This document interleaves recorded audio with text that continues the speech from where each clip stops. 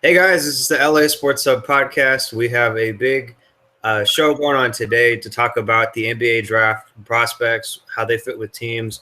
But first, we want to give time for our guests to introduce himself. So go ahead and introduce yourself to the audience. What's going on? My name is Marcelas Howard, or also known as Marcelas Howard Perry, which is my full name. I am a YouTube personality or entertainer. I make funny basketball videos, sort of like B.A.5, which is my bigger brother in a sense. And I go to school at Holy Names University and play basketball there. So it's the D2 school in Oakland, California. So And you caught our attention with your video on Lonzo Ball's jumper. I got to start by asking you about Lonzo. You worked a lot with that shot to try and make a video about it, and try to do just a little bit of a parody so people can kind of like laugh. But is that shot something that can really translate well to the NBA, even though it went in college? I mean, is it going to be easier for those NBA guys to guard it? I don't know. I'm skeptical on his jump shot, but at the same time, I've seen people like Kevin Martin have a similar shot, like come from the hip and stuff like that. So I mean, it's all about adjustments. I think he'll be fine. I mean, he's not really a shooter anyway, so I mean that's not part of his game. So I don't think that's really going to affect how successful he is in the NBA. So I mean, yeah. Do you want him on the Lakers? I think that'd be a good fit for him. I mean, just the pieces they have around him. I mean, with freeing D'Angelo Russell, which I mean, I wasn't a big fan of that move. I thought they were going to play together, but with freeing everybody and freeing that cap space, it's going to be a good place for him to play for the next few years. Because if they get Paul George and then maybe a LeBron, I mean, that's a whole nother story for a whole other day. But I mean, you never know. So, is Ball your favorite prospect in this draft class, or is there somebody else that you? No, not at all. My favorite my favorite draft prospect is my best friend DJ Wilson. So we grew up together playing the same basketball team since we were like 11, 12 years old. So to see him grow, and today is a big day for him. So I'm excited for him, and then being able to be a part of it is big for me too. So that's my favorite player. That's my most slept on player right there. I think he's going to be one of the best players in this draft, or a sleeper per se. Where do you want him to go? I mean, I don't really have a preference, but I mean, wherever he goes, I'm going to support him regardless. So, I mean, I would like to see him go. I mean, LA would be cool. I mean, I've seen a couple mock drafts where he's going to Portland, Utah. I mean, all the teams, like all those teams are cool. I mean, as long as you're in the NBA, I mean, when you get there, put the work in, and everything will play out for itself. So what's it like being a YouTube star and getting to do videos on people's basketball game and trying to just kind of put your own spin on it? What's that whole thing like for you? It's cool. It's fun for the most part, but I mean, there's really like I can't really do endorsement stuff or nothing like that because I'm still an NCAA athlete. So I mean, it's kind of dull.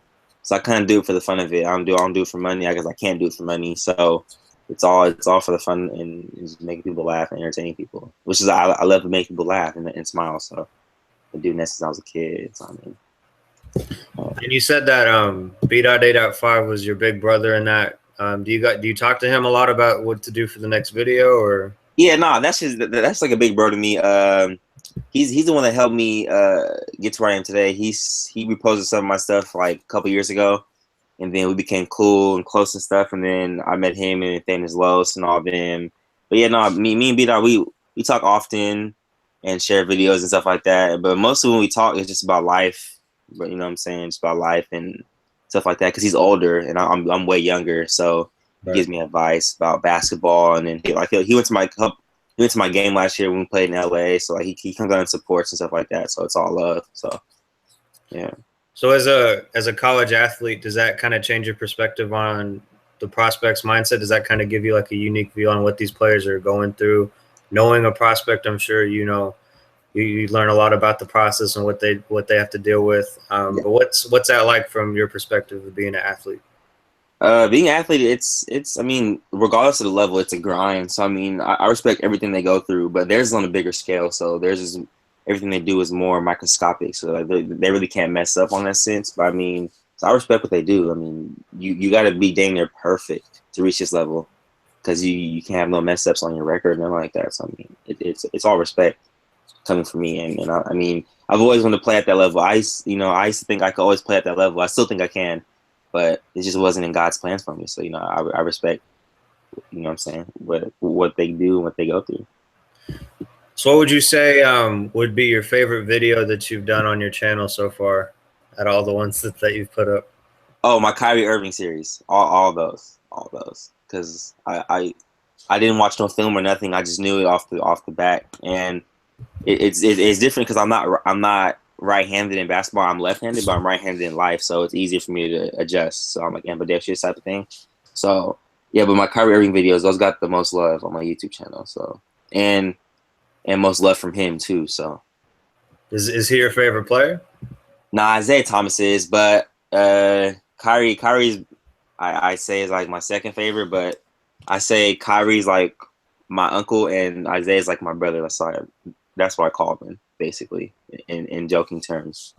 like that's just my inside joke. But yeah, no, Kyrie, yeah, no, he follows me on social media, so does Isaiah Thomas, so it's all love. So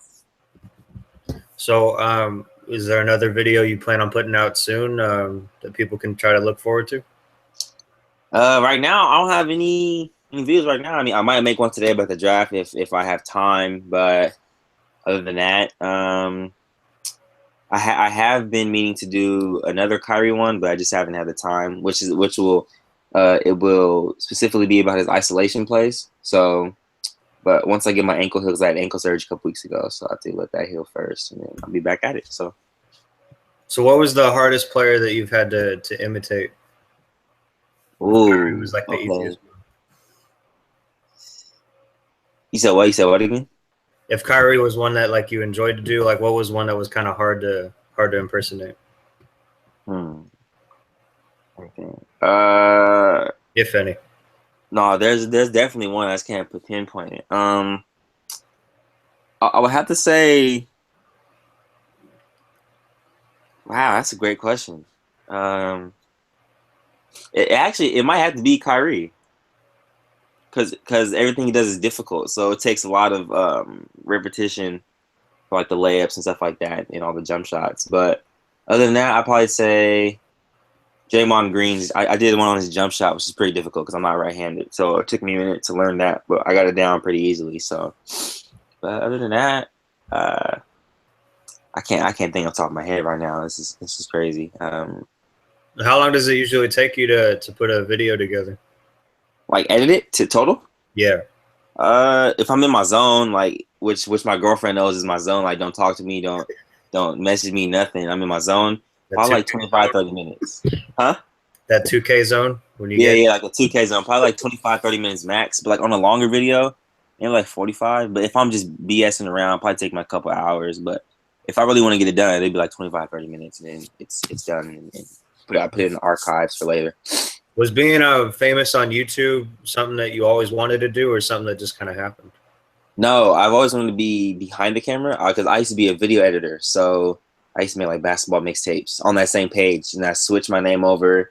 I said I want to be in front of the camera. I want to take a new leaf. So I did that, and it took it and run with it. I wasn't expecting this to happen. I was just doing it for fun, but it's gotten a lot of love and a lot of hate. So I mean, it comes with it.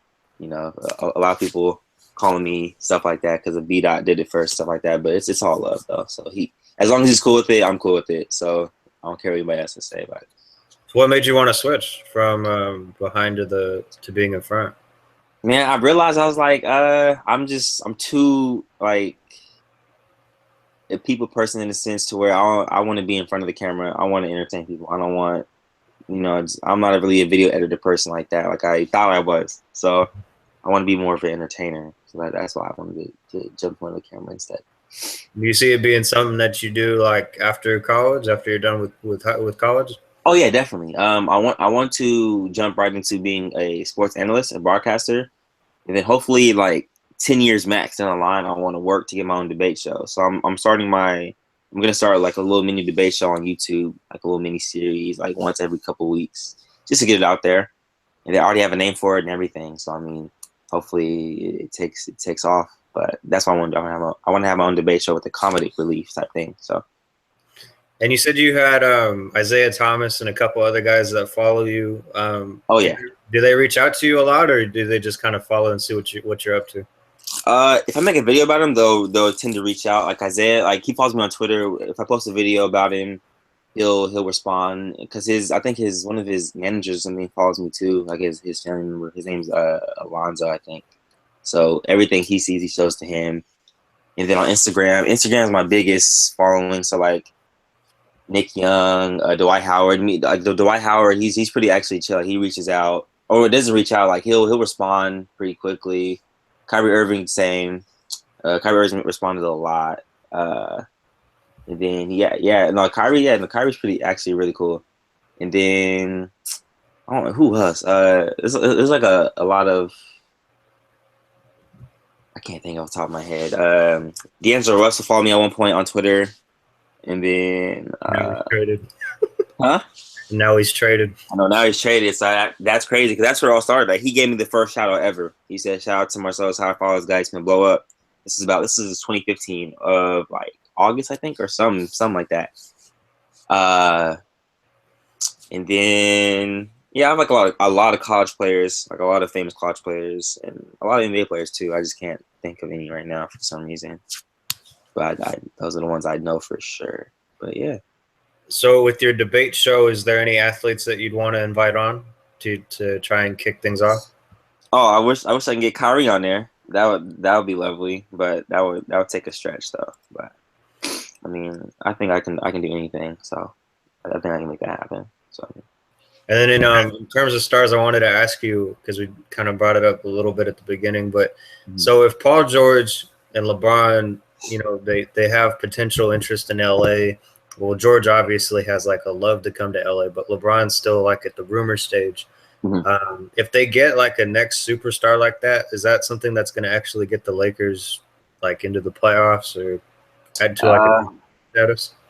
I say if you get LeBron, I will, because LeBron never comes alone, so he'll always bring somebody with him that he's accustomed to playing with. So that'll raise his game, and everybody's game around him better. But Paul George, I don't know though. I don't know if he has enough pull like that to bring someone with him like that. He might just go by himself and rely on the organization. But LeBron takes matters into his own hands, which is why I respect it, because he wants to go somewhere with people he's used to playing, and that's why everywhere he goes becomes a playoff team immediately. So I mean, that would be crazy to watch the Warriors and the Lakers in the Western Conference Finals. So, how do you feel about the Cavs and Warriors going 3 straight finals together? Do you think that's good for the league, or? I think it's good. I think it's pretty awesome. But I wish the Cavs had won the first one, which they should have if Kyrie or Love wasn't injured. But it's all good though. But no, I think it's good for basketball. I want to see 3, 4, 5, 6, just cause like the Lakers. I wasn't alive during the Lakers and the Celtics era, so I want to be able to say I seen the Warriors and Cavs era.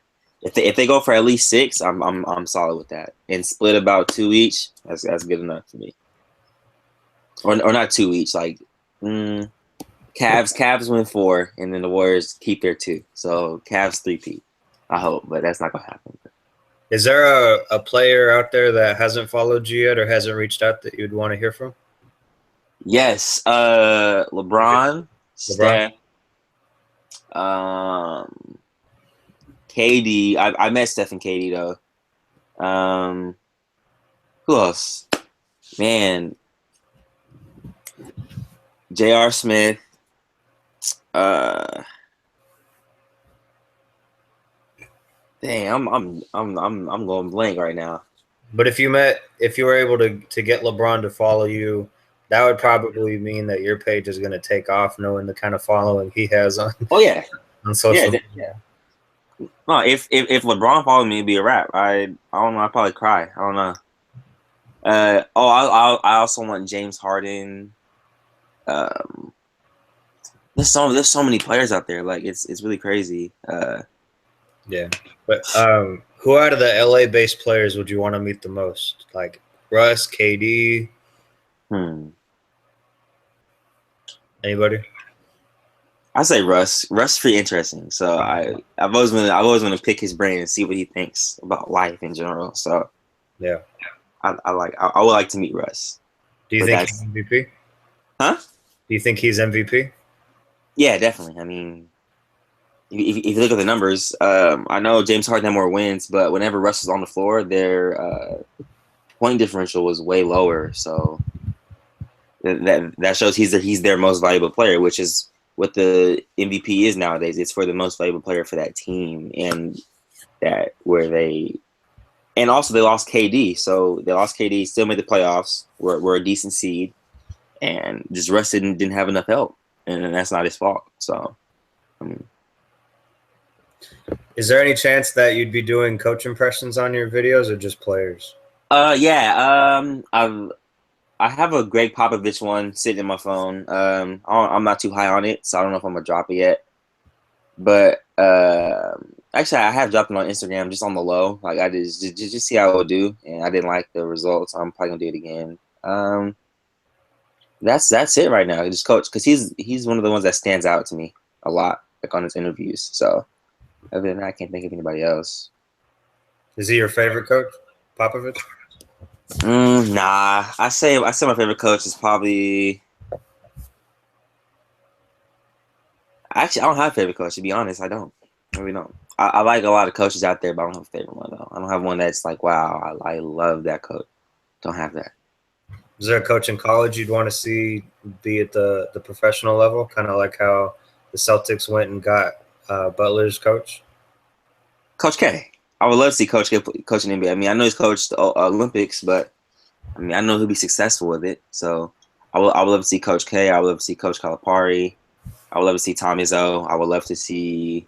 I would love to see Shaka Smart too, because he's pretty good coach too. So just those few coaches I would love to see in the league. Even Coach Beeline from Michigan, see how he would do. So. And then to kind of wrap it up, just kind of give us your take on. So the draft is tonight. Mm-hmm. Which two or three teams are gonna get the most takeaway from what they got available? Well, I said Lakers because they have three first round picks now. So the 3rd, 27th, and 28th, I believe. So I think they'll get a big takeaway. Hopefully, the Sacramento Kings, my hometown, we can with this draft rebuild. We have 5, 10, 34. So we have two lottery picks that we can't mess up. If we do, then we're terrible. And then the 3rd team, I say, would probably be Portland. Portland has two sleeper picks, 15 and 20. So those are big picks for them. So I mean, those are the 3 teams I think that have a good chance of being successful in this draft. I don't know. Well, I appreciate you coming on. We'd love to have you on in the future. We'll definitely try to share some of your stuff. Yeah, definitely. Sounds good. Appreciate it. It was fun. All right.